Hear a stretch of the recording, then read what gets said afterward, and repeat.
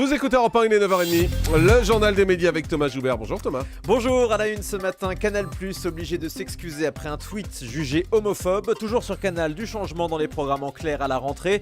Et Laurent Baffy ne dînera plus sur Paris Première. Et on commence donc avec les excuses de Canal+, après un tweet déplacé hier soir. Quelques secondes après l'attribution de la Palme d'Or au film La vie d'Adèle, le compte Canal+ Cinéma a tweeté un message plus que douteux. Alors attention aux oreilles chastes, il était écrit « Est-ce qu'elles vont se lécher le minou pour fêter la Palme d'Or ?» Sachant que le film raconte une histoire d'amour entre deux femmes. Pour se justifier, Canal+ précise que ce n'était que de l'humour avant de présenter ses excuses pour ce tweet totalement inapproprié. La chaîne parle d'une maladresse dénuée de toute connotation intentionnelle. Le tweet a finalement été effacé, mais trop tard, le mal était fait. La ministre des Sports estime que Roland Garros doit rester visible pour tous à la télé. Dans une interview au JDD, la ministre Valérie Fourneron refuse que Roland Garros soit diffusé à l'avenir sur des chaînes payantes. Elle rappelle que l'obligation de diffuser en clair ne porte aujourd'hui que sur les finales, mais la ministre propose d'intégrer la totalité du tournoi dans ses obligations s'il le faut. En attendant, cette année encore, Roland Garros est diffusé gratuitement sur France Télé. Gros dispositif pour cette quinzaine et toujours la même motivation pour le présentateur Laurent Luyat. Moi ça fait 10 ans en fait exactement, parce que j'ai commencé sur la terrasse en 2003. On a changé beaucoup de choses depuis, les joueurs viennent nous voir, il y a des images dans les vestiaires, il y a des caméras sur tous les cours, c'est incroyable comment en 10 ans d'ailleurs tout a changé. À chaque fois moi je me dis, tiens encore un de plus, et puis dès que j'arrive, dès que je mets le pied à Roland Garros, je retrouve la même ferveur et la même envie de présenter l'événement. C'est ça qui est dingue, il y a une espèce de magie, je connais tous les recoins par cœur de Roland Garros, mais à chaque fois je retrouve la même motivation en fait, tant mieux d'ailleurs. Laurent Luyat, donc au micro d'Europe 1.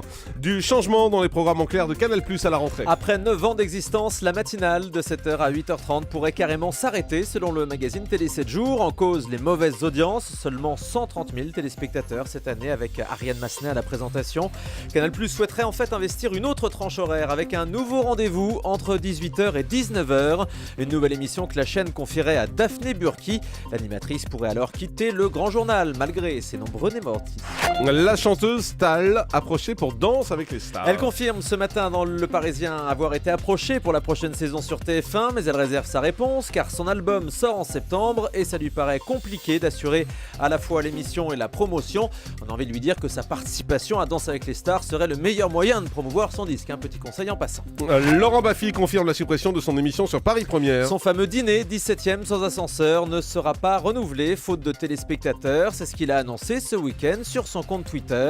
Néanmoins, Laurent Baffy devrait conserver une émission sur Paris Première, comme l'a indiqué Jérôme Bureau, le patron de Paris Première, vendredi sur LCI. On a envie de continuer à avoir Laurent Baffy sur la chaîne. Une autre forme, voilà, plus divertissement, plus à la Baffy qu'à la Ardisson, dans les chaussons de lesquelles il s'était mis. Ce concept de talk-show sous forme d'un dîner, c'était celui de Thierry Ardisson, repris par Guillaume Durand l'année dernière, repris par Laurent Baffy. On a envie de faire évoluer un peu tout ça. Encore plus déconnante, encore plus poil à gratter, encore plus différente de ce qui peut se voir partout. J'espère qu'il aura envie, oui, j'espère, je touche du bois. Voilà, par ailleurs, le patron de Paris Première a confirmé la reconduction des émissions d'Éric Nolot, Ça balance à Paris et Zemmour et Nolot. Et puis contrairement à ce qu'avait annoncé Le Point, puisque Le Point va annoncer l'arrêt de ses émissions. La chaîne qui cherche aussi un nouvel animateur pour l'émission culte Paris Dernière, ou plutôt une animatrice, puisque ce sera sans doute une femme. Un homme interpellé après son passage dans l'émission 66 minutes sur M6. Un escroc sur Internet qu'on avait vu dans un reportage sur les arnaques en ligne. Son visage était pourtant flouté, mais la police a retrouvé ce garçon de 18 ans, domicilié à Bron dans le Rhône. Il passait de fausses annonces pour vendre divers objets sur le net. Selon Le Progrès, le jeune homme a été présenté au parquet de Lyon. Franz-Olivier Gisbert va passer progressivement la main à la tête de l'hebdomadaire Le Point. Le patron du magazine, dont on parlait à l'instant, il devrait prendre du recul d'ici l'année prochaine. C'est ce que croit savoir le journal Les Échos. À l'approche de ses 65 ans, il ne devrait plus animer les conférences de rédaction. Progressivement, il ne devrait plus décider des unes du Point, avant de mettre donc un point final à cette collaboration. Nabila des Anges de la télé-réalité réfléchit. Ah c'est non, c'est pas ça l'info, non, c'est la suite. Réfléchis à l'écriture d'un livre. Effectivement, il y a deux infos. La Bien première, vendu, c'est Jean-Marc. que Nabila Magnifique. réfléchit donc. La deuxième info, c'est qu'elle serait en train de préparer un livre. Selon le magazine Voici, elle serait en pourparlers avec un éditeur, peut-être pour une biographie qui s'annonce forcément passionnante. Nabila cherche à tout prix à changer son image en ce moment dans les médias. Après son portrait dans Libération, elle a accordé la semaine dernière une interview aux Inrocks. On termine avec le chiffre du jour. Et moins 14%, c'est la baisse moyenne des ventes des magazines People le premier trimestre 2013. Closer subit la plus forte baisse, suivi de Voici et Public selon l'OJD. Tous les magazines télé sont également en baisse. Le plus fort recul revient à Télé Loisirs. Les news magazines eux, se maintiennent plutôt bien. Baisse minime de l'Express et du Point. Le Nouvel Observateur gagne même des lecteurs, plus 1,75% et reste le news magazine le plus lu avec une moyenne de 500 000 numéros. Je savais pas que c'était le Nouvel Observateur.